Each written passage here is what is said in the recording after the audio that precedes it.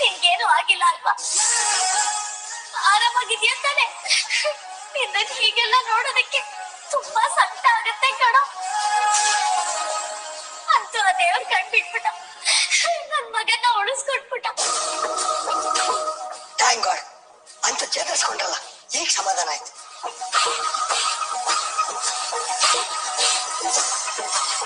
ನನ್ಗೇನಾಗಿತ್ತು doctor? ನಿಮ್ ಬಾಡಿಯಲ್ಲಿ ಸೇರ್ಕೊಂಡಿದ್ದ deadly Poisson ಇಂದ ನೀವು ಕೋಮಾ ಹೋಗೋ ಚಾನ್ಸಸ್ ಜಾಸ್ತಿ. ಅದಕ್ಕೆ ಇಷ್ಟೊತ್ತು ನಿಮ್ ಬಗ್ಗೆ ಯಾವುದೇ ಭರವಸೆನೂ ಕೊಟ್ಟಿರ್ಲಿಲ್ಲ. ಡಾಕ್ಟರ್, ಈಗೇನು ತೊಂದರೆ ಇಲ್ಲ ತಾನೆ?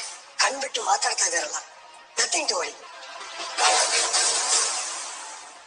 Thank you doctor, thank you so much. Bhargavi ಅವರು ನಿಮ್ ಬಗ್ಗೆ ತುಂಬಾನೇ ತಲೆ ಕೆಡಿಸ್ಕೊಂಡಿದ್ರು. ಈಗ ನೀವು ಆರಾಮಾಗಿ ಎದ್ದು ಕೂತಿದ್ದೀರಾ ಅಂದ್ರೆ ನಿಮ್ ಹೆಂಡತಿ ದೇವ್ರ ಹತ್ರ ಪಟ್ಟಿಡಿದು ಬೇಡ್ಕೊಂಡಿದ್ದಾರೆ ಅನ್ಸುತ್ತೆ.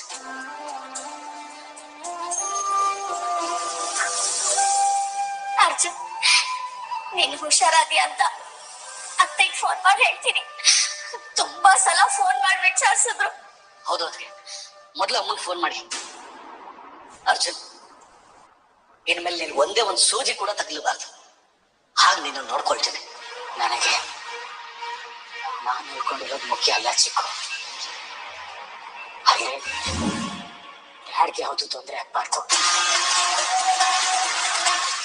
ಅವ್ರು ಇಲ್ದೆ ನಾವಿದ್ದು ಏನ್ ಪ್ರಯೋಜನ ಹೇಳಿ? ಇವತ್ತು ಡ್ಯಾಡ್ ಕೇಸ್ ಹಿಯರಿಂಗ್ ಇದೆ, ನಾನಿಲ್ಲೇ ಇದ್ದೇನೆ. ಡ್ಯಾಡ್ ಪರವಾಗಿ ಯಾರು ವಾದ ಮಾಡ್ತಾ ಇದ್ದಾರೆ? ನೀವು ಯಾರನ್ನಾದ್ರೂ ಕಳ್ಸಿದ್ರ ಚಿಕ್ಕು?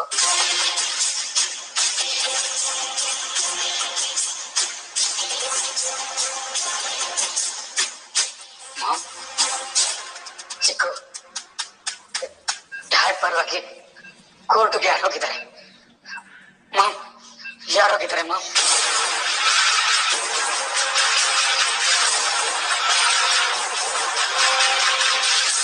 ನಿಮ್ಮನ್ನ ಕೇಳ್ತಾ ಇರೋದು. ಡ್ಯಾಡ್ ಪರವಾಗಿ ಯಾರಾದ್ರೂ ಕೋರ್ಟ್ಗೆ ಹೋಗಿದ್ದಾರಾ?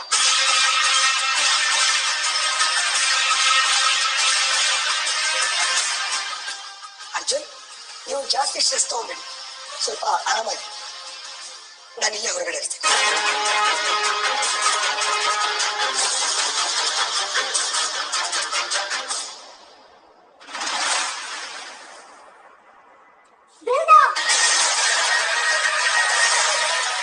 ಕೊನೆಗೂ ನೀನ್ ಕಾಯ್ಕೊಂಡಿದ್ದ ದಿನ ಬಂದೇ ಬಿಡ್ತಲ್ಲ.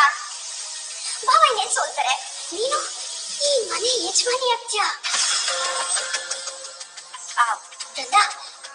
ಆಗಾಗ ನಂಗೆ ಡಿಸೈನರ್ ಸ್ಯಾರಿ ತಗೊಳಕ್ಕೆ, ಜ್ಯುವೆಲ್ರಿ ತಗೊಳಕ್ಕೆ ದುಡ್ಡು ಕೊಡ್ತೀಯಾ? ನಾನು ನೀನು ಒಟ್ಟಿಗೆ ಬೇಕಾದ್ರೆ ಶಾಪಿಂಗ್ ಹೋಗ್ಬೋದು. ಅಯ್ಯೋ ಚಿಕ್ಕತ್ತೆ, ನಿಮಗಿಲ್ಲ ಅಂತ ಹೇಳ್ತೀನ? ಎಷ್ಟು ಬೇಕಾದ್ರೂ ಶಾಪಿಂಗ್ ಮಾಡಿ. ಆದ್ರೂ ನಂಗೊಂದು ಡೌಟ್ ಬೃಂದ. ಏನ್ ಚಿಕ್ಕತ್ತೆ, ಈ ಭಾರ್ಗವಿ ಏನಾದ್ರೂ ಕಿತಾಪತಿ ಮಾಡಿ ನಮ್ ಪ್ಲಾನ್ ಎಲ್ಲ ಹಾಳು ಮಾಡ್ಬಿಟ್ರೆ? ಆ ಭಾರ್ಗವಿ ಬಗ್ಗೆ ನಿಮಗ್ ಗೊತ್ತಿಲ್ಲ ಚಿಕ್ಕತ್ತೆ. ರೂಮಲ್ಲಿ ಯಾವ್ದೋ ಒಂದ್ ಮೂಲೆಯಲ್ಲಿ ಕೂತು ಅಂತ ಅಳ್ತಾ ಇರ್ತಾಳೆ. ನೋಡಿ ಮಜಾ ತಗೊಳ್ಳೋಣ.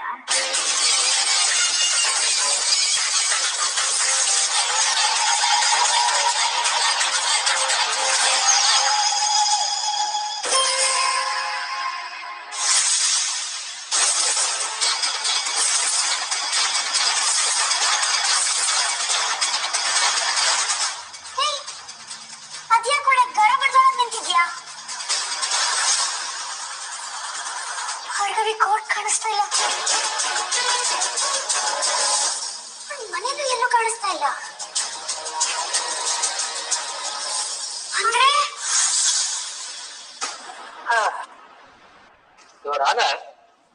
ನನ್ನ ಪ್ರಕಾರ ಇವ್ರ ಪರ ವಾದ ಮಾಡೋದಿಕ್ಕೆ ಇನ್ಯಾರು ಬರಲ್ಲ. No one will.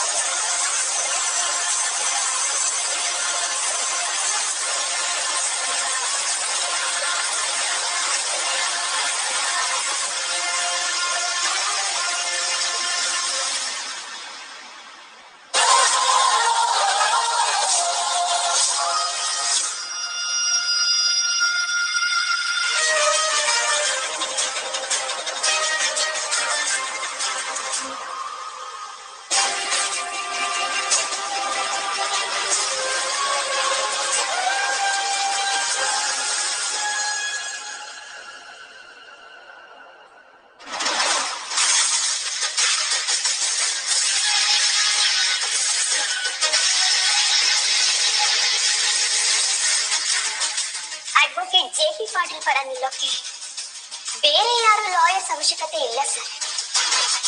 ಅವ್ರ ಸೊಸೆ ಭಾರ್ಗವಿ ನಾನಿದ್ದೀನಿ.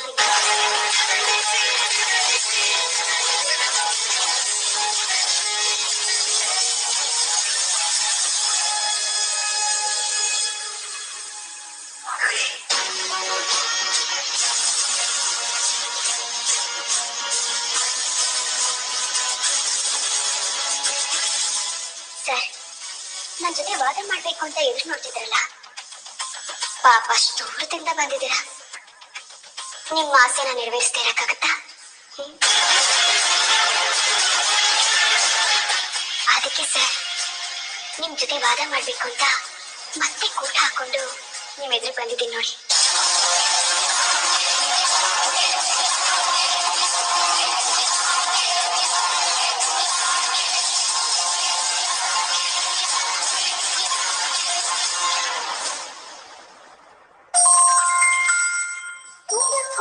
ಇಷ್ಟೊತ್ತಲ್ಲಿ ಅಮ್ಮ ದುಡ್ಡಿಗೆ ಎಡವಟ್ಟಾಗೋಗಿದೆ ಅಮ್ಮ. ಮೊದಲು ಭಾರ್ಗವಿ ಕಾಲ್ ಮಾಡಿ ನೀನು. ಯಾಕೆ, ಏನಾಯ್ತು? ನೀನೇಕೆ ಇಷ್ಟು ಗಾಬರಿ ಆಗಿದ್ಯಾ? ಬರೀ ಗಾಬರಿ ಅಲ್ಲಮ್ಮ, ಜೀವನ ಬಾಯಿಗೆ ಬಂದಂಗಾಗಿದೆ. ಆ ಭಾರ್ಗವಿ ನಮ್ಗೆಲ್ಲರಿಗೂ ಫೋನ್ ಮಾಡಿ ಕೋರ್ಟ್ ಹೋಗಿದ್ದಾಳೆ. ಅಷ್ಟೇನಾ? ಅಮ್ಮ, ನಾನು ಹೇಳ್ಸೋದು ಅರ್ಥ ಆಗ್ತಾ ಇಲ್ವಾ? ಅವ್ಳು ಕೋರ್ಟ್ಗೆ ಹೋಗಿದ್ದು ಬೇರೆ ಯಾವ್ದೋ ಕೆಲ್ಸಕ್ಕಲ್ಲ, ಮಾವನ್ ಪರವಾಗಿ ವಾದ ಮಾಡಕ್ಕೆ, ಅವ್ರ ಕೇಸ್ನ ನಡೆಸಕ್ಕೆ. ಅಮ್ಮ, ಅವಳು ನಿನಗೆ ಕೊಟ್ಟಿರೋ ಮಾತನ್ನ ಮುರಿದು ಕೋರ್ಟ್ಗೆ ಹೋಗಿದ್ದಾಳಮ್ಮ. ನಂಗದೆಲ್ಲ ಗೊತ್ತಿಲ್ಲ. ಈಗ ಬೈದು ಬುದ್ಧಿ ಹೇಳಿ ಅವಳ ಮನೆಗೆ ವಾಪಸ್ ಬರಕ್ ಹೇಳು. ಇದು ಮೋಸ ಅಲ್ಲ ಬೃಂದ, ಕರ್ತವ್ಯ. ಭಾರ್ಗವಿನ ಕೋರ್ಟ್ ಕಳಿಸಿದ್ದು ನಾನೇ.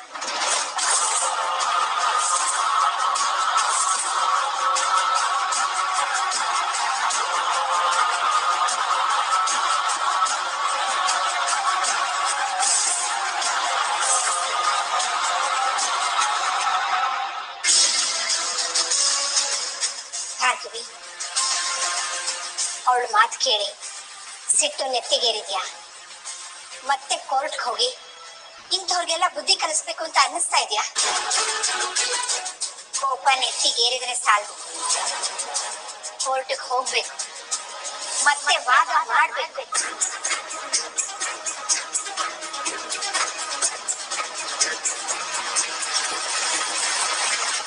ನನಗ್ ಕೊಟ್ಟಿರೋ ಒಂದು ಮಾತು ಉಳಿಸ್ಕೊಳ್ಬೇಕು ಅಂತ ನಿನಗಿಷ್ಟು ಕಷ್ಟ ಬಂದ್ರು ಸುಮ್ಮನೆ ಇದೆಯಾ ಅಲ್ವಾ? ಹೌದು ಭಾರ್ಗವಿ, ಆ ಗಾಯತ್ರಿ ದೇವಿ ನಿನ್ನ ನಂಬಿಸಿ ನಿನ್ನ ನಂಬಿಕೆಗೆ ದ್ರೋಹ ಮಾಡಿದಾಳೆ. ನಿಮ್ ಮಾವನವರು ಅರ್ಜುನ್ ಜೀವಕ್ಕೆ ಆಪತ್ತು ತಗೊಂಡ್ಬಂದಿದ್ದಾಳೆ. ನಿನ್ ಸಂಸಾರನ ಮುರಿಯೋದಕ್ಕೆ ಪ್ರಯತ್ನ ಪಟ್ಟಿದ್ದಾಳೆ. ಆದ್ರೂ ಸಹ ನೀನು ನನಗ್ ಕೊಟ್ಟಿರೋ ಒಂದು ಮಾತನ್ನ ಉಳಿಸ್ಕೋಬೇಕು ಅಂತ ಕೋರ್ಟ್ಗೆ ಹೋಗದೆ, ಕಪ್ ಕೋರ್ಟ್ ಹಾಕೊಳ್ದೆ, ವಾದ ಮಾಡದೆ, ಹಾಗೆ ಎಲ್ಲರನ್ನು ಗೆಲ್ಬೇಕು ಅಂತ ಪ್ರಯತ್ನ ಪಡ್ತಾ ಇದೆಯಲ್ಲ. ಮಗಳಾಗಿ ನೀನ್ ಗೆದ್ಬಿಟ್ಟೆ ಭಾರ್ಗವಿ. ಆ ಮಾತನ್ನ ಇವತ್ತು ನಾನು ಹಿಂತಗೊಳ್ಳದೆ ಹೋದ್ರೆ ತಾಯಿಯಾಗಿ ನಾನ್ ಸೋತ್ ಹೋಗ್ತೀನಿ. ನಿನ್ನ ಸೋಲ್ಗೆ ನಾನೇ ಕಾರಣ ಆಗೋಗ್ತೀನಿ ಭಾರ್ಗವಿ. ನಿನ್ನಿಂದ ಯಾರಿಗೂ ತೊಂದರೆ ಆಗ್ಬಾರ್ದು, ಮತ್ಯಾವ ಜೀವಕ್ಕೂ ಕುತ್ತು ಬರಬಾರ್ದು ಅಂತ ನೀನು ಲಾಯರ್ ಕೆಲಸ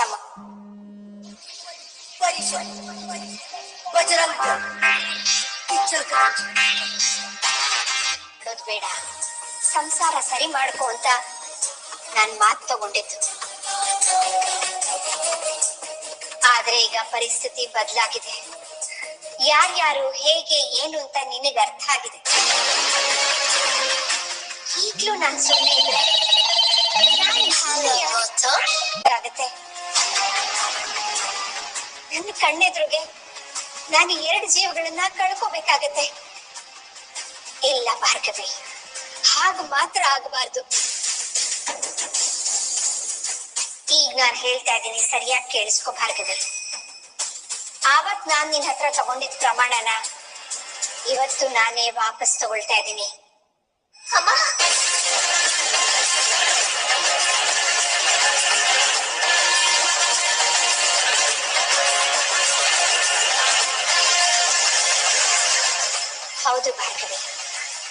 ಇವತ್ ನಿಮ್ಮಪ್ಪ ಬದುಕಿದ್ರು ಇದೇ ಮಾತನ್ನ ಹೇಳ್ತಾ ಇದ್ರು.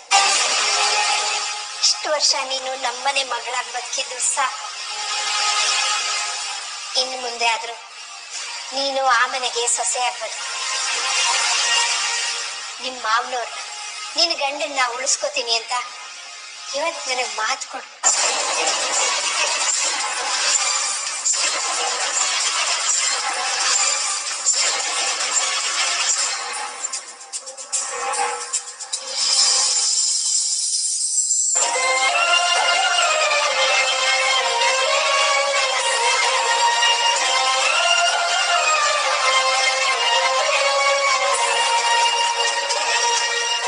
ಸಾಕಮ್ಮ, ಇಷ್ಟು ಸಾಕು.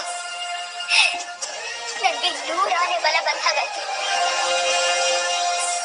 ಎಷ್ಟು ದಿನ ಕೋರ್ಟ್ಗೆ ಹೋಗಕ್ಕಾಗದೆ ನನ್ ಕೈ ಕಟ್ಟ ಹಾಕ್ದಾಗಿತ್ತು. ಆದ್ರೆ ಇನ್ಮೇಲೆ ನನ್ ಮತ್ತೆ ಭಾರ್ಗವಿ ಲೇಬಿಯಾಗಿ ಎಲ್ರ ಮುಂದೆ ಬರ್ತೀನಮ್ಮ. ನನ್ ಗಂಡನ ಪ್ರಾಣಕ್ಕೇನು ತೊಂದರೆ ಆಗಿರೋ ಹಾಗೆ ನಾನ್ ನೋಡ್ಕೊಳ್ತೀನಿ. ಮಾವ ಯಾವುದೇ ತಪ್ಪು ಮಾಡಿಲ್ಲ ಅಂತ ಸಾಬೀತ್ ಮಾಡಿ ಅವ್ರನ್ನ ಜೈಲಿಂದ ಆಚೆ ಕರ್ಕೊಂಡ್ ಬರ್ತೀನಮ್ಮ. ಈಗ ತಾನೇ ಕೊಪ್ಪಲ್ಲಿ ಮಾತಾಡ್ಬೇಕು ಹೋದ್ಲಲ್ಲ ಆ ಗಾಯತ್ರಿ ದೇವಿ, ಅವಳೆ ತನ್ನ ತಪ್ಪನ್ನ ಒಪ್ಕೊಳ್ಳೋ ಹಾಗಾಗುತ್ತೆ. ಇನ್ನು ಈ ಕೇಸಲ್ಲಿ ಸೋಲೋ ಮಾತೇ ಇಲ್ಲ. ಇದು JP ಪಾಟೀಲ್ ಸೊಸೆಯಾಗಿ ನಾನಿನಿಗೆ ಕೊಡ್ತಾ ಇರೋ ಮಾತು ಅಮ್ಮ.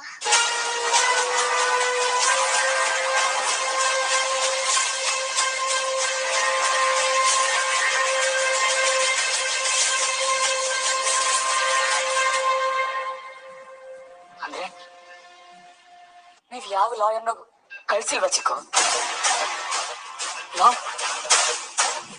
ಕೋರ್ಟಲ್ಲಿ ಈಗಾಗಲೇ ಸೆಷನ್ ಸ್ಟಾರ್ಟ್ ಆಗ್ಬಿಟ್ಟಿರುತ್ತೆ. ನನ್ ಡ್ಯಾಡ್ ಕೋರ್ಟಲ್ಲಿ ಒಂಟಿಯಾಗಿ ನಿಂತಿರ್ತಾರೆ.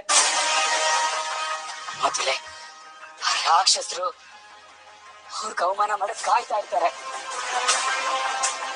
ನಾನ್ ಹೋಗಿಲ್ಲ ಅಂತಂದ್ರೆ ಅವ್ರಿವತ್ತೇ ಆರ್ಡರ್ ಪಾಸ್ ಮಾಡೋದಕ್ಕೆ ಪುಷ್ ಮಾಡ್ಬಿಡ್ತಾರೆ. ಇಲ್ಲ ಚಿಕ್ಕು, ನನ್ ಡ್ಯಾಡ್ಗೆ ಏನು ತೊಂದರೆ ಆಗ್ಬಾರ್ದು. ನನ್ ಡ್ಯಾಡ್ಗೆ ಏನು ತೊಂದರೆ ಆಗ್ಬಾರ್ದು. ಡ್ಯಾಡ್ಗೆ ಏನು ತೊಂದರೆ ಆಗೋಕ್ ಮುಂಚೆ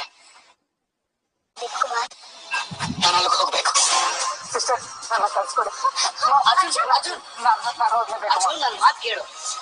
ಅಣ್ಣನ್ ಯಾವ್ದೇ ತರ ತೊಂದರೆ ಆಗದಿರೋ ರೀತಿ ನಾನ್ ನೋಡ್ಕೊಳ್ತೀನಿ. ಅಣ್ಣನ ನಾನ್ ಉಳಿಸ್ಕೊತೀನಿ. ಮೊದ್ಲೀಗ ನೀನ್ ರೆಸ್ಟ್ ಮಾಡು. ಅಯ್ಯೋ, ನಿಮಗೆ ಯಾಕೆ ಅರ್ಥ ಆಗ್ತಿಲ್ಲ ಚಿಕ್ಕು? ನಮ್ಮ ಹತ್ರ ಅಷ್ಟು ಟೈಮ್ ಇಲ್ಲ. ಏನೇ ಮಾಡುತ್ತಿದ್ರು ಈಗ ಈ ಕ್ಷಣಕ್ಕಾಗ್ಬೇಕು. ಕಂದ, ನೀನ್ ಸಮಾಧಾನ ಮಾಡ್ಕೊ. ಜಗನ್ನೆಲ್ಲ ನೋಡ್ಕೊತೀನಿ ಅಂತ ಹೇಳಿದಾರಲ್ಲ, ಎಲ್ಲ ವ್ಯವಸ್ಥೆ ಮಾಡ್ತಾನ ಅವನು. ಮಾಮ್, ಕೋರ್ಟ್ ಸೆಷನ್ಸ್ ನಮಗ್ ಬೇಕಾದಾಗ ನಡೆಯಲ್ಲ ಮಾಮ್. ಅವ್ರು ಹೇಳ್ದಾಗ ನಾವು ಹೋಗ್ಬೇಕು. ನೋಡಿ, ಇದು ಡ್ಯಾಡ್ ಲೈಫ್ ಪ್ರಶ್ನೆ. ಪ್ಲೀಸ್ ಪ್ಲೀಸ್ ಇದನ್ನ ನೆಗ್ಲೆಕ್ಟ್ ಮಾಡಬೇಡಿ. ಇಲ್ಲ, ನಾನು ಈಗಲೇ ಡ್ಯಾಡ್ ನೋಡ್ಬೇಕು. ನನಗೆ ಅವ್ರ ವಿಷಯದಲ್ಲಿ 1% ರಿಸ್ಕ್ ತಗೊಳ್ಳೋದಕ್ಕೆ ಇಷ್ಟ ಇಲ್ಲ. ಸಿಸ್ಟರ್ ನನ್ ಕಳ್ಸ್ಕೊಡಿ.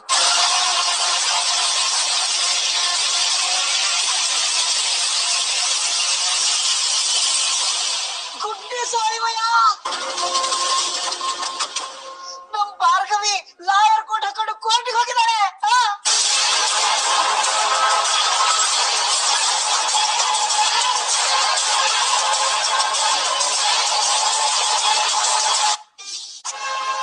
ಏನು ಭಾರ್ಗವಿನ? ಅವಳು ಯಾಕೆ ಅಲ್ಲಿಗೆ ಹೋದ್ಲು? ಏನ್ ಹೀಗ್ ಮಾತಾಡ್ತಿದ್ಯಾ? ಬಾವು ನುಡಿಸ್ಕೊಳ್ಳೋದಕ್ಕೆ ಯಾರಾದ್ರೂ ಒಬ್ರು ಹೋಗ್ಲೇಬೇಕಲ್ವಾ? ಇಲ್ಲಿ ಜಗನ್, ಅರ್ಜುನ್ ಎಲ್ಲರೂ ಇದ್ದಾರೆ. JP ನುಡಿಸ್ಕೊಳ್ಳೋದು ಹೇಗೆ ಅಂತ ನಮಗ್ ಚೆನ್ನಾಗ್ ಗೊತ್ತು. ಅರ್ಜುನ್, ನಿಮ್ ಡ್ಯಾಡ್ಗೆ ದೊಡ್ಡ ವೈರಿ ಅವಳೇ ಕಣೋ. ಅವಳೊಬ್ಳೇ ಸಾಕು JPನ ಮುಗ್ಸೋದಿಕ್ಕೆ. ನೀನ್ ಅವಳ ಮಾತನ್ನ ನಂಬೇಡ ಪ್ಲೀಸ್. ಈಗ್ಲೇ ಅವಳಗ್ ಫೋನ್ ಮಾಡಿ ಅವಳನ್ನ ತಡಿತ್ಯಾ? ನಿಮ್ ಡ್ಯಾಡನ್ನ ಉಳಿಸ್ಬಿಡು ಅರ್ಜುನ್. ಡ್ಯಾಡ್ನ ಉಳಿಸೋಕೆ ಈಗ ಭಾರ್ಗವಿ ಅವರಿಂದ ಮಾತ್ರ ಸಾಧ್ಯ.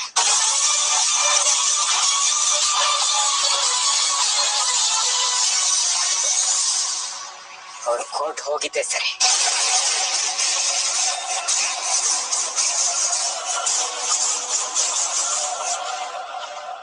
ಕಾರಣಾಂತರಗಳಿಂದ ಆರೋಗ್ಯದ ಸ್ಥಿತಿ ಹದಗೆಟ್ಟಿರುವುದರಿಂದ ಅರ್ಜುನ್ ಪಾಟೀಲ್ ಬದಲು ಭಾರ್ಗವಿ ಅವರು ಈ ಕೇಸನ್ನು ಮುಂದುವರಿಸಲು ನ್ಯಾಯಾಲಯವು ಅನುಮತಿ ನೀಡುತ್ತಿದೆ. Thank you ರಾನರ್.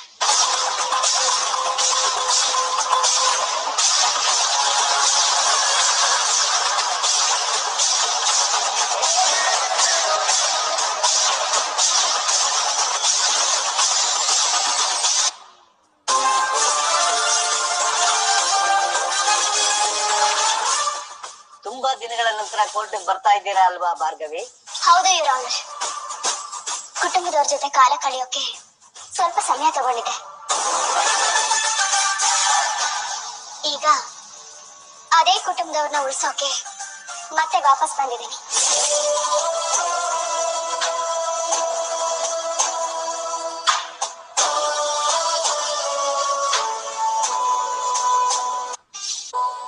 ಆರ್ಕೆ ಅವರು ಈಗಾಗಲೇ ಅವರು ವಾದವನ್ನ ಮಾಡಿ ಮುಗಿಸಿದ್ದಾರೆ.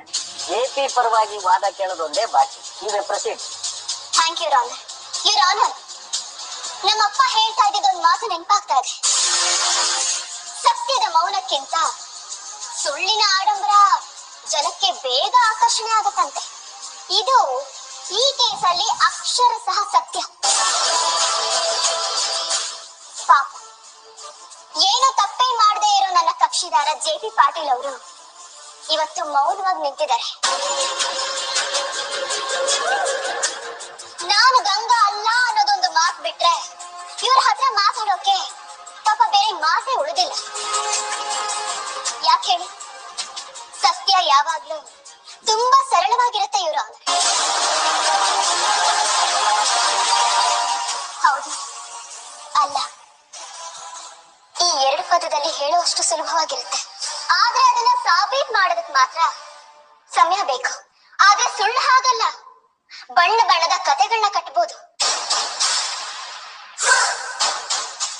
ಆ ಕತೆ ಎಲ್ಲಾರನ್ನೂ ನಂಬಿಸುತ್ತೆ. ಪಾಪ, ನಕಲಿ ಗಂಗಾ ಕಟ್ಕಟೆಯಲ್ಲಿ ನಿಂತಿದ್ರು, ಅಸಲಿ ಗಂಗಾ ನಮ್ಮಗಳ ಮಧ್ಯೆನೆ ರಾಜಾರೋಷವಾಗಿ ಓಡಾಡ್ಕೊಂಡಿದ್ದಾರೆ.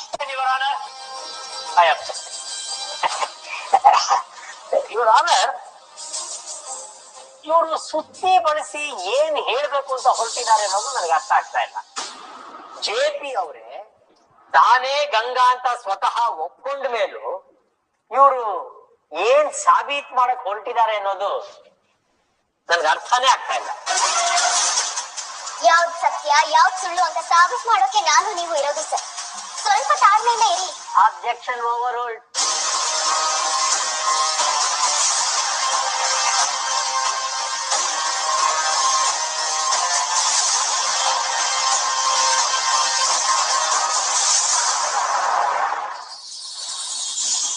ಈ ಗಂಗಾ ಅನ್ನೋಳು ಅಪ್ರಾಪ್ತ ಮಕ್ಕಳನ್ನ ಕಿಡ್ನಾಪ್ ಮಾಡಿ ಆರ್ಗನ್ ಟ್ರೇಡಿಂಗ್ ಮಾಡ್ತಾ ಇರೋ ಕಿಂಗ್ ಪಿನ್. ಅದರಲ್ಲಿ ಕಳೆದೋಗಿರುವಂತಹ ಕೆಲವೊಂದಷ್ಟು ಮಕ್ಕಳು ಹಾಗೆ ಡಿಪಾರ್ಟ್ಮೆಂಟ್ ಹುಡುಕ್ತಾ ಇರುವಂತಹ ಗಂಗಾ ಬಗ್ಗೆನೂ ಇನ್ಫಾರ್ಮೇಶನ್ ಇದೆ. ಇಷ್ಟೊತ್ತು ನಾನು ಹೇಳ್ತಾ ಇದ್ದಂತ ಗಂಗಾ